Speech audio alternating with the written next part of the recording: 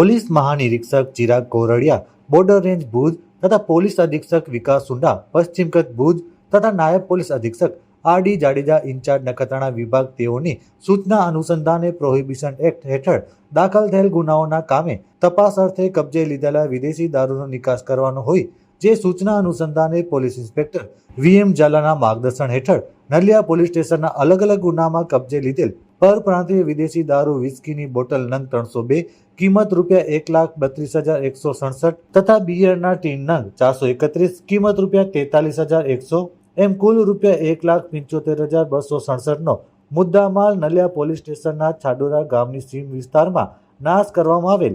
આ કામગીરીમાં DYSP આર.ડી. Jadeja, Naliya PI વી.એમ. Jhala તેમજ નલિયા પોલીસ સ્ટેશનના અરુણભાઈ ડાભી, મુકેશભાઈ ચૌધરી, પ્રિયંકાબેન ચૌધરી, વર્ષાબેન ચૌધરી, વિષ્ણુભાઈ રબારી, જીતેન્દ્રસિંહ ડોડિયા, ચેતનસિંહ વાઘેલા, મનીષભાઈ ગઢવી સહિતનો સ્ટાફ જોડાયો હતો.